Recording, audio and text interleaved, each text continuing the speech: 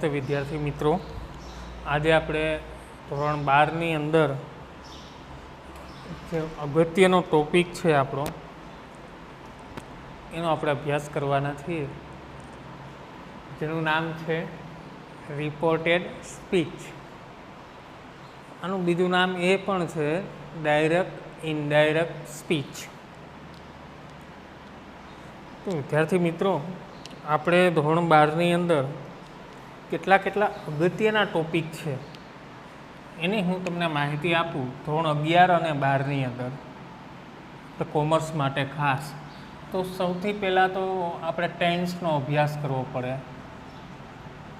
આમાં 12 પ્રકારના ટેન્સ આપણે અભ્યાસ કરવો પડે. ત્યાર પછી ટેન્સને આધારે એક્ટિવ પેસિવ,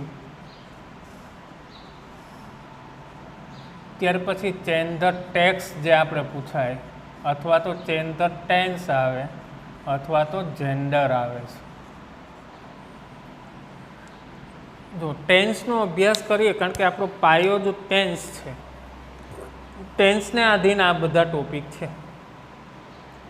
એક્ટિવ પેસિવ પણ ટેન્સને આધીન છે, ટેક્સ, પછી ચેન્જ ધ ટેન્સ અને જેન્ડર એ પણ ટેન્સને આધીન જ છે. ત્યાર પછી આના સ્વરૂપે આપણે રિપોર્ટેડ સ્પીચનો અભ્યાસ કરવો પડે.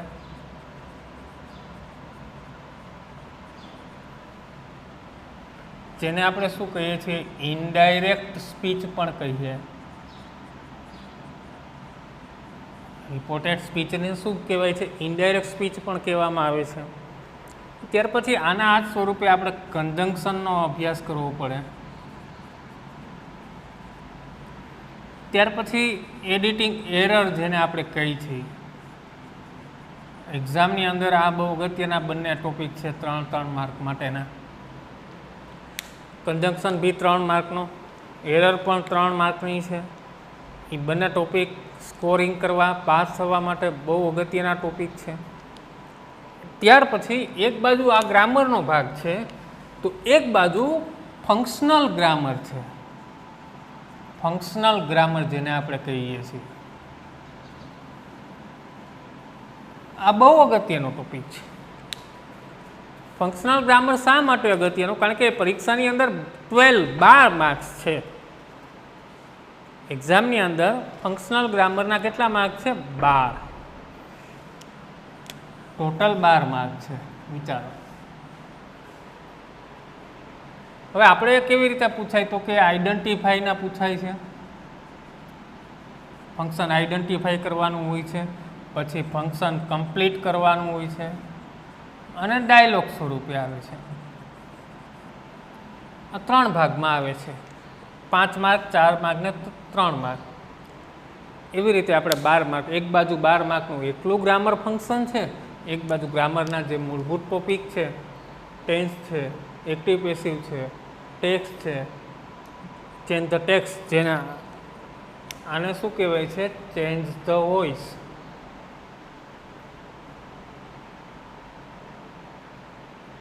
જ્યારે આને શું કહેવામાં આવે છે, તો કે ચેન્જ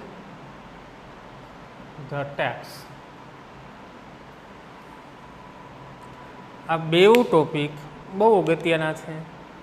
તો વિદ્યાર્થી મિત્રો, આજથી આપણે ચાલુ કરી રહ્યા છીએ રિપોર્ટેડ સ્પીચ. જે આપણી એક્ઝામની અંદર આજે રિપોર્ટેડ સ્પીચ છે, આ રિપોર્ટેડ સ્પીચના ટોટલ માર્ક આવે છે 4. આ રિપોર્ટેડ જે સ્પીચ છે, આને જ ડાયરેક્ટ ઇનડાયરેક્ટ સ્પીચ પણ કહેવામાં આવે છે. ડાયરેક્ટ ઇનડાયરેક્ટ સ્પીચ પણ કહેવામાં આવે છે, જેના 4 માર્ક છે દોસ્તો. તો બહુ અગત્યનો ગ્રામરનો, અને એજ્યુકેશનની દ્રષ્ટિએ જોઈએ તો આ જે ટોપિક છે વિદ્યાર્થી મિત્રો, એ સ્ટાન્ડર્ડ 9, 10, 11 અને 12, આ 4 સ્ટાન્ડર્ડની અંદર તો આ ટોપિકનો સમાવેશ થાય જ છે. આ ઉપરાંત તમે કોલેજમાં જશો ત્યારે પણ આ ટોપિક આવશે. પછી કોઈ કોમ્પિટિટિવ એક્ઝામ આપવા જશો ત્યારે આનો એક પ્રશ્ન હશે જ. સરકારી નોકરી માટે જ્યારે કોમ્પિટિટિવ એક્ઝામમાં તમે જશો ત્યારે આનો એક પ્રશ્ન તો 110% પરીક્ષાની અંદર પૂછાય છે. પછી કોમ્પિટિટિવ એક્ઝામની અંદર ગમે તે એક્ઝામ હોય, ચાહે ક્લાર્કની હોય, ATDO હોય, પછી ટેટ હોય, ટાટ હોય, કોઈ પણ હોય, પછી UPSC, GPSC, લેખિત વિભાગની અંદર બધી જગ્યાએ રિપોર્ટેડ સ્પીચ આવે છે, ક્લાસ 1, 2, 3 ને 4. તો બહુ અગત્યનો ટોપિક છે વિદ્યાર્થી મિત્રો. વિલંબ નહીં કરતા શરૂ કરીએ આપણે. ધ્યાનપૂર્વક એક એક વિડીયો લેક્ચરને તમે સમજતા જજો. થોડોક લાંબો ટોપિક છે પણ અઘરો નથી. ધ્યાનથી તમારે દરેક વિડીયોની અંદર સમજવાનું રહેશે. તો વિદ્યાર્થી મિત્રો, આશા રાખું છું આપ બધા તૈયાર હશો. તો શરૂ કરીએ. ડાયરેક્ટ ઇનડાયરેક્ટ સ્પીચ, જેને રિપોર્ટેડ સ્પીચ પણ કહેવામાં આવે છે. તો સૌથી અગત્યનો મુદ્દો શું કહે છે? પહેલાં તો આની પ્રસ્તાવના શું છે? આ જ રિપોર્ટેડ સ્પીચને ડાયરેક્ટ સ્પીચ, ઇનડાયરેક્ટ સ્પીચ કહેવામાં આવે છે. તો આપણે સૌથી પહેલાં ડાયરેક્ટ સ્પીચને ઓળખવું પડે દોસ્તો. તો ડાયરેક્ટ સ્પીચમાં શું, આપણી સામાન્ય ભાષામાં વાતચીત કરીએ, ડાયરેક્ટ સ્પીચ એટલે શું થાય? તો કે ડાયરેક્ટ સ્પીચ એટલે સામાન્ય રીતે એક વ્યક્તિએ કહેલી વાત એના એ સ્વરૂપે બીજાને કહેવામાં આવે. જો સામાન્ય રીતે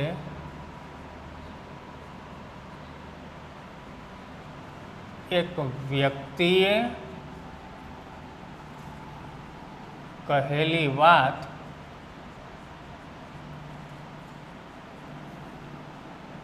એના એ જ સ્વરૂપે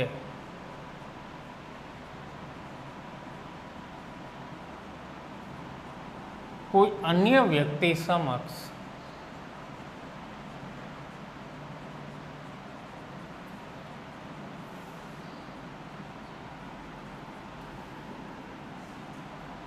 કહેવામાં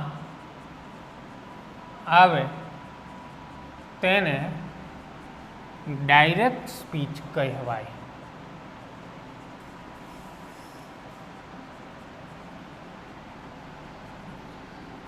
શું કહે છે? સામાન્ય રીતે એક વ્યક્તિએ કહેલી વાત એના એ જ સ્વરૂપે કોઈ અન્ય વ્યક્તિ સમક્ષ કહેવામાં આવે. ધારો કે તમે ક્લાસની અંદર અભ્યાસ કરતા હોય અને શિક્ષક તમને એમ કહે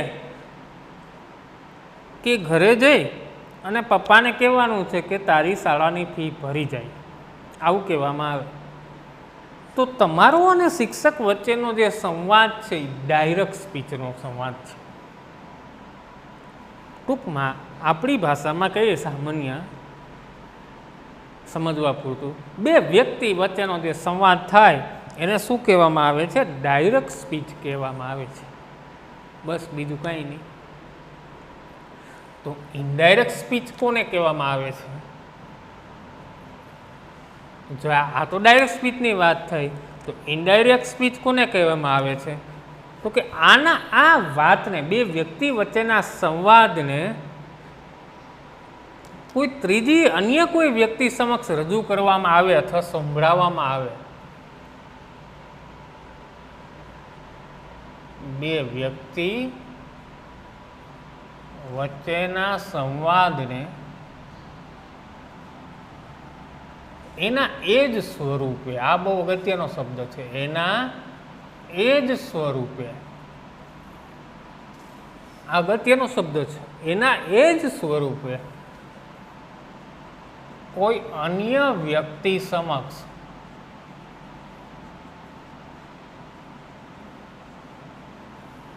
તે વાત રજૂ કરવામાં આવે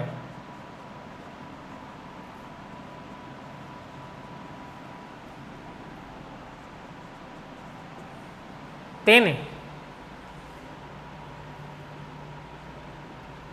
ઇનડાયરેક્ટ સ્પીચ કહેવાય છે.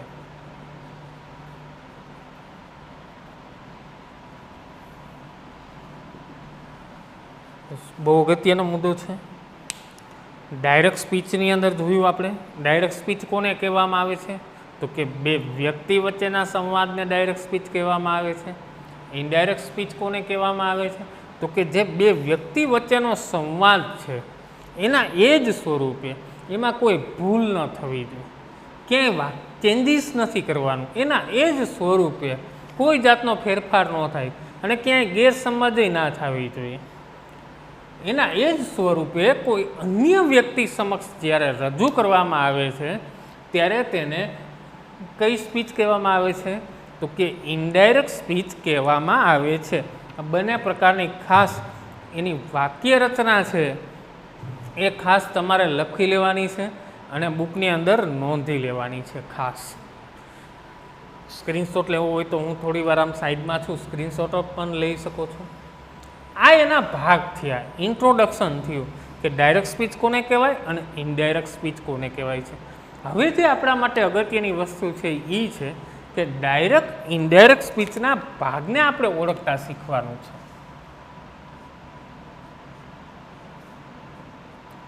ડાયરેક્ટ સ્પીચના ભાગને ઓળખીએ.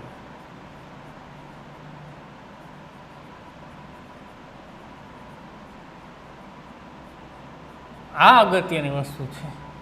આપણે વ્યાખ્યા સમજી લીધી કે બે વ્યક્તિ વચ્ચેનો સંવાદ હોય તો એને શું કહેવામાં આવે છે? ડાયરેક્ટ સ્પીચ કહેવામાં આવે છે. બે વ્યક્તિના સંવાદને, જે સંવાદ છે એના એ જ સ્વરૂપે જ્યાં ભૂલની લેશ માત્ર બી અવકાશ નથી, સંવાદની અંદર કોઈ જાતનો ચેન્જીસ થતો નથી, તો એ સંવાદને અન્ય કોઈ ત્રીજી વ્યક્તિ સમક્ષ રજૂ કરવામાં આવે તો તેને શું કહેવામાં આવે છે? ઇનડાયરેક્ટ સ્પીચ કહેવામાં આવે છે. હવે આપણે ડાયરેક્ટ સ્પીચના ભાગને ઓળખીએ. આ બહુ અગત્યનો ટોપિક છે આપણા માટે દોસ્તો.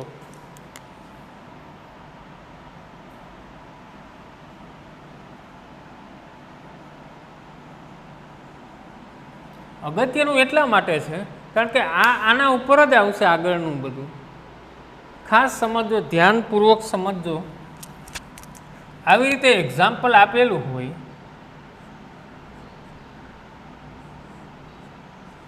દર્શન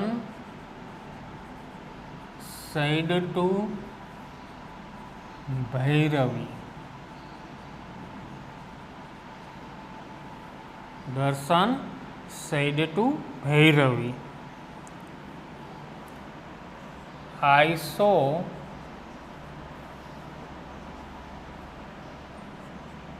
that film yesterday. વાક્યને સમજો. દર્શન said to ભૈરવી, દર્શને ભૈરવીને કહ્યું. I saw that film yesterday, મેં તે ફિલ્મ ગઈકાલે જોઈ. હવે બે વ્યક્તિ વચ્ચેનો સંવાદ છે. બે વ્યક્તિ એટલે કોણ થશે? તો કે દર્શન અને ભૈરવી. તો આપણે જોયું કે બે વ્યક્તિ વચ્ચેની જે વાત હોય એને આપણે શું કહીએ છીએ? તો કે ડાયરેક્ટ સ્પીચ કહીએ છીએ. આપણે સમજાય. આજે બે વ્યક્તિ વચ્ચેની વાત થઈ એ ડાયરેક્ટ સ્પીચ છે. આઈ સો, દર્શને કીધું ભૈરવીને, આઈ સો ધેટ ફિલ્મ યસ્ટરડે, મેં પેલી ફિલ્મ ગઈકાલે જોઈ, આવું કીધું એને. હવે આ ભાગ જે છે ડાયરેક્ટ સ્પીચ, બે વ્યક્તિ વચ્ચેની રચના એટલે ડાયરેક્ટ સ્પીચ છે. આ જે ભાગ છે આ ભાગને આપણે ઓળખવાના છે. તો આપણે ઓળખીએ કે આ જે છે દર્શન, આ દર્શન શું બનશે? દર્શન બોલે છે, જેને આપણે શું કહીએ છીએ?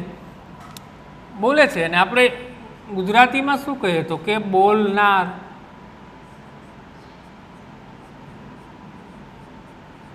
તો ઇંગ્લિશમાં એને શું કહેશું? તો કે લિસનર કહેશું. કારણ કે એક તો બોલનાર હોય. દર્શન બોલે છે તો દર્શન બોલ્યો તો સાંભળવા વાળું કોણ હતું? તો કે ભૈરવી. એક બોલનાર હોય, સાંભળનાર. બે વ્યક્તિના સંવાદ ક્યારે થાય?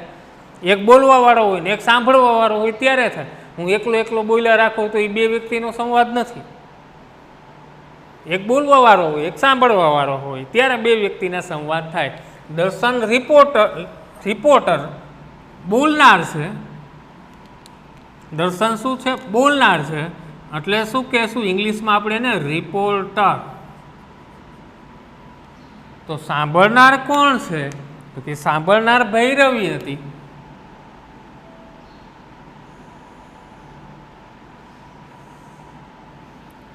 ભૈરવી સાંભળનાર છે. જો આ ભાગને ઓળખવા બહુ અગત્યના છે. હવેથી હું આ શબ્દનો પ્રયોગ કરીશ. રિપોર્ટર, સાંભળનાર. સાંભળનાર એટલે શું થશે? તો સાંભળનારને આપણે ઇંગ્લિશમાં શું કહીએ? તો કે લિસનર. દર્શન છે એ બોલનાર, રિપોર્ટર થયો. ભૈરવી શું છે? તો કે સાંભળનાર છે, જેને આપણે શું કહીશું? તો કે લિસનર થાય છે. ત્યાર પછી બોલનાર અને સાંભળનારની વચ્ચેનો જે ભાગ છે દોસ્તો, એ બહુ અગત્યનો ભાગ છે, જે આ ભાગ છે.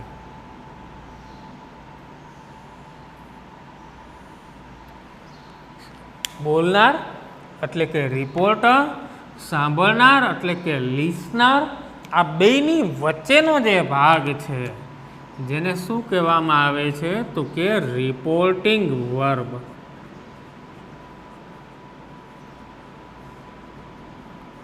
આ બહુ અગત્યની વાત છે દોસ્તો. આના ઉપર ઇનડાયરેક્ટ સ્પીચ છે. આ ખાસ ધ્યાનમાં રાખવા જેવી બાબત છે. જે ફેરફારો આપણે કરવાના થશે એ રિપોર્ટિંગ વર્બ પહેલાં ખાસ જોવાનું છે, પછી ફેરફારોના નિયમ છે એ લાગુ પડશે.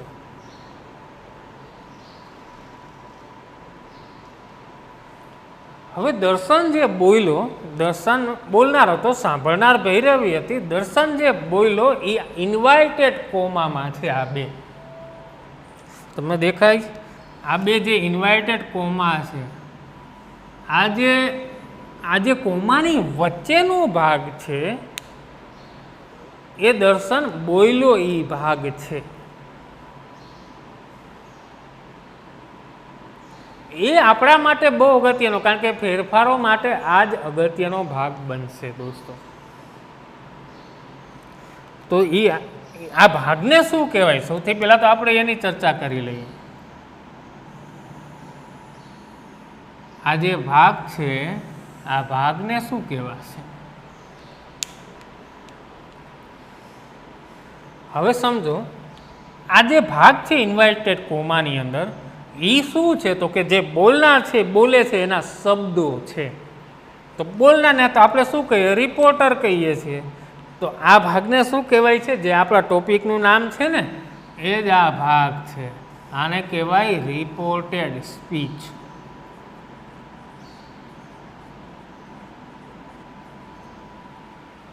શું કહેવામાં આવે છે? રિપોર્ટેડ સ્પીચ કહેવામાં આવે છે દોસ્તો. ક્લિયર થઈ ગયું ભાગને? એક બોલનાર હોય, એક સાંભળનાર હોય. બોલનાર સાંભળનારની વચ્ચે કોણ હોય? તો કે રિપોર્ટિંગ વર્બ હોય. અને બોલનાર જે બોલે છે એને શું કહેવામાં આવે છે? તો કે રિપોર્ટેડ સ્પીચ કહેવામાં આવે છે. ક્લિયર આટલી વસ્તુ? હવે સમજવાનું એ છે કે ડાયરેક્ટ સ્પીચના વાક્યનો સમજો.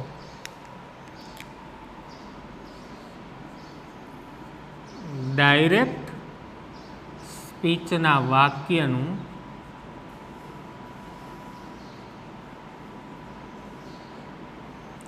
ઇનડાયરેક્ટ સ્પીચમાં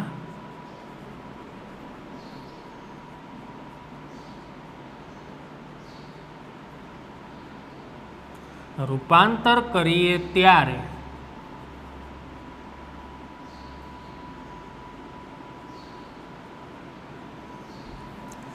મુખ્ય 3 ફેરફારો થાય છે.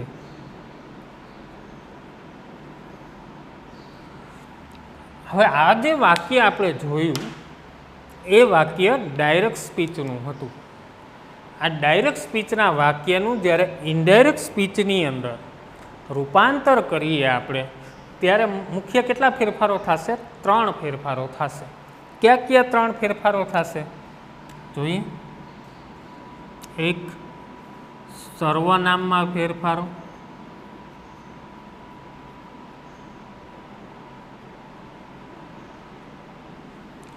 હવે સમજો, સર્વનામમાં ફેરફારો. પહેલો ફેરફાર તો એ જ કરવો પડશે.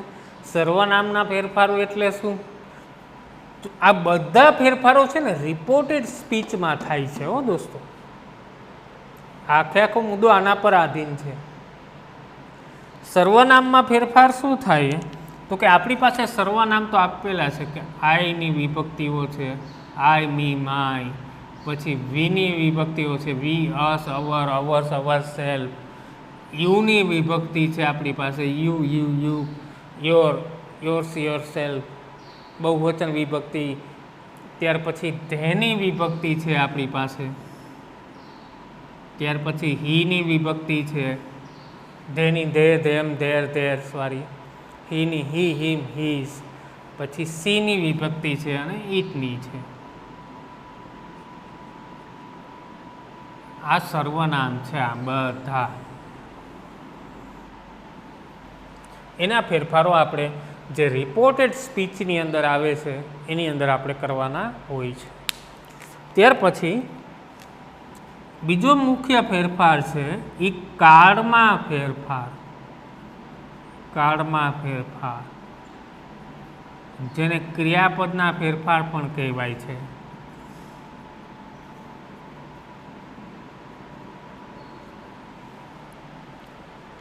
કાળના ફેરફાર અથવા તો ક્રિયાપદના ફેરફારો. હવે કાળ આપણી પાસે ઘણા બધા છે. વર્તમાન કાળના 3 છે. સાદો વર્તમાન કાળ 4 કાળ છે, સોરી. સાદો વર્તમાન કાળ, ચાલુ વર્તમાન કાળ, પૂર્ણ વર્તમાન કાળ, ચાલુ પૂર્ણ વર્તમાન કાળ. ભૂતકાળના જેવી રીતે 4. તો આ બધા કાળના ફેરફારો સમજવાના છે. ત્યાર પછી ત્રીજો જે અગત્યનો ટોપિક છે ફેરફારનો, એ અગત્યનો ટોપિક એ છે કે એમાં સમય સૂચક શબ્દોના ફેરફારો. હવે આની અંદર ઘણા બધા શબ્દો આવશે. કાળની સમીપતા દર્શાવતા શબ્દોના ફેરફારો એવું પણ નામ આને કહેવામાં આવે છે દોસ્તો. એ પણ કહેવામાં આવશે. આ 3 આપણે અગત્યના ફેરફારો છે. આ ખાસ તમારે ધ્યાનમાં લેવાનું છે દોસ્તો. આ લેક્ચરની અંદર આપણે ડેફિનેશન જોઈ, યાની બેની વ્યાખ્યા જોઈ કે ડાયરેક્ટ સ્પીચ કોને કહેવાય, ઇનડાયરેક્ટ સ્પીચ કોને કહેવાય, એની વ્યાખ્યા જોઈ. ત્યાર પછી ડાયરેક્ટ સ્પીચના ભાગોને આપણે ઓળખ્યા. એક બોલનાર હોય, એક સાંભળનાર હોય. બોલનારને રિપોર્ટર કહેવાય, સાંભળનારને લિસનર કહેવાય. એ બેની વચ્ચેનો જે ભાગ છે ને રિપોર્ટિંગ વર્બ કહેવાય. અને બોલનાર જે બોલે છે એને રિપોર્ટેડ સ્પીચ કહેવાય. આ ખાસ અગત્યની વસ્તુ જોઈ. ત્યાર પછી ડાયરેક્ટ સ્પીચના વાક્યનું ઇનડાયરેક્ટ સ્પીચમાં રૂપાંતર કરીએ ત્યારે મુખ્ય કેટલા ફેરફારો થાય છે? તો કે 3 ફેરફારો થાય છે. સર્વનામમાં ફેરફાર, કાળમાં ફેરફાર અને સમય સૂચક શબ્દોમાં ફેરફાર. દોસ્તો આ કથા બહુ લાંબી છે. સ્ટેપ બાય સ્ટેપ આપણે આગળ વધતા જોશું. તો વિદ્યાર્થી મિત્રો, નેક્સ્ટ લેક્ચરની અંદર આપણે જોશું કે સર્વનામના ફેરફારો કેમ થાય છે, કાળના ફેરફારો કેમ થાય છે અને સમય સૂચક શબ્દોમાં ફેરફારો કેમ થાય છે. વિદ્યાર્થી મિત્રો, જોઈએ next lecture. Thank you very much.